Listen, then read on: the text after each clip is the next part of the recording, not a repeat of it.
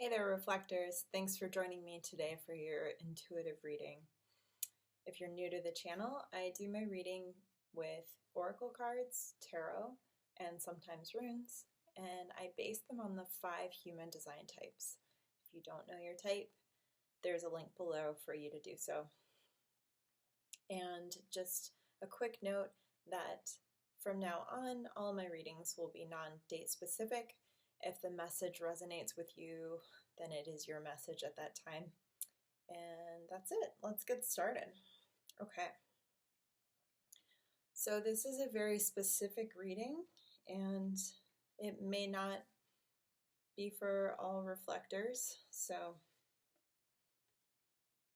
just a little heads up. Okay, the first 2 cards that came out that talk about your current situation are Panther Spirit, Reclaim Your Power. Let's see if I can get this. And it has the 44 here, just so you can see. And the Mirror.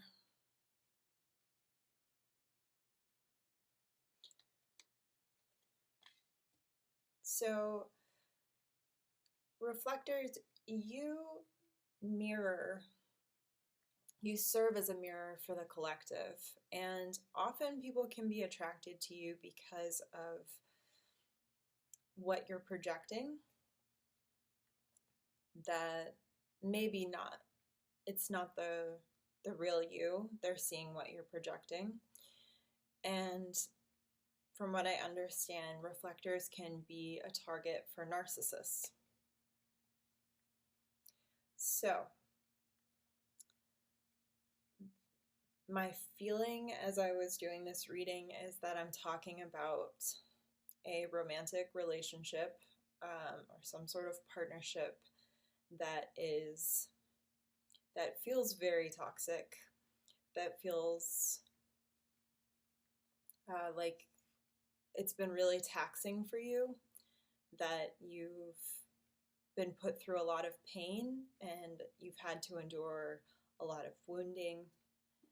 And this talks about gaining wisdom from that experience, that it's so painful, but it's not, it wasn't nothing. You did gain something from it. This talks about, especially with the Mirror coming out, illuminating the shadows, having some sort of a revelation. She's connecting with source. She has this sort of crystal ball. There's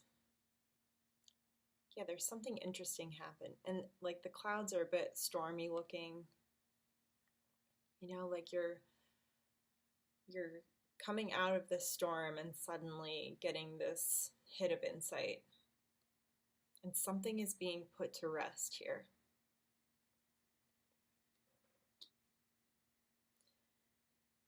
There's a feeling for me that you've been trapped in some sort of dream, nightmare, illusion, and suddenly you have this notion that your life depends on it. You have to get out. You have to call it as it is, and it's time to reclaim your power. And with the 44 here, it's hard to see. It doesn't want to focus. But that number to me always reminds me that your angels, your guides, your ancestors are guiding you through this. They're supporting you as you finally see what's going on for what it is and decide to stand up for yourself and really break out of this toxic cage that you've been in. All right, what you're moving away from the two cards that came out here, we have the Eight of Arrows, struggle, like going through the storm. I mean, it has very similar sky here as the mirror. And this lantern that's sort of lighting her way. And here we have Owl Spirit. You see clearly now. So it's time to walk away from the illusions, from the smoke and mirrors, from that, you know, often narcissists really put you on a roller coaster. You've got high highs where it feels so good to be with them, and it's almost intoxicating. And then you have these low lows, and you almost just wait out the lows, waiting for the next high. It's a little bit addictive, and it's really messes with your mind. There's this, you know, it's really a dark dynamic. And so here you're basically, you know, if you've ever seen The Wizard of Oz, you're finally seeing Oz behind the curtain. You've discovered that it's all a sham, that it's calculated theatrics used to manipulate you so that they can get what they want. And you're seeing clearly for the first time in a long time. And you're finally seeing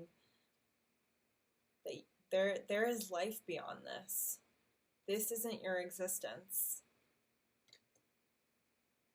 It doesn't have to be your existence. All right, and then the next two cards, the final two cards of what you're moving towards. I pulled Porcupine Spirit, Time for a Beginner Mind, and the Moon on the Water. So one thing I want to call attention to is this sort of decoration and war paint. It feels like this rite of passage, this initiation. You know, in some native cultures, there's some sort of initiation ceremony, and whether it's, you know, painting or tattooing, body paint, whatever that is, it sort of marks this moment that you've passed some sort of threshold. And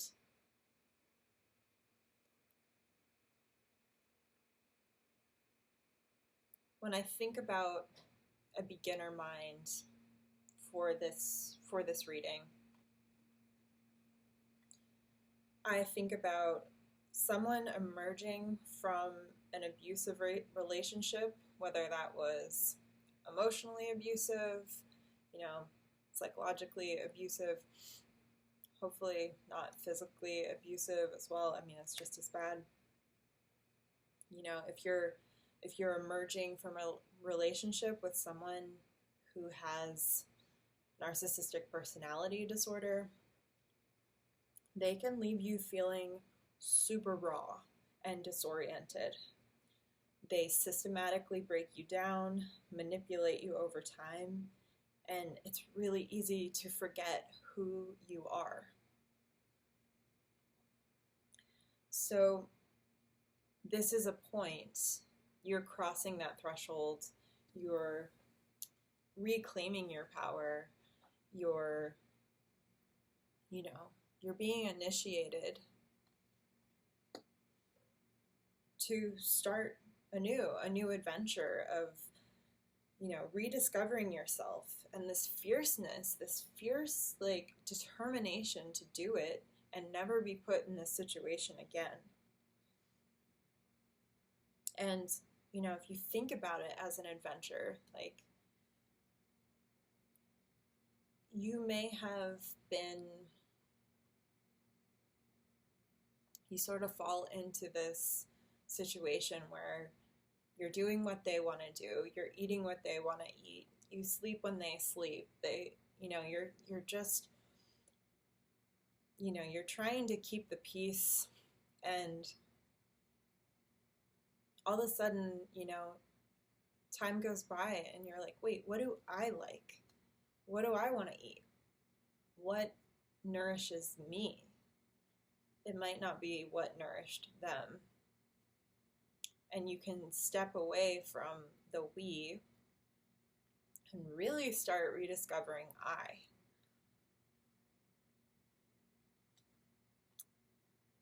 Here with the moon on the water, it's a huge time of illumination, creativity, initiation, of rebirth, huge rebirth.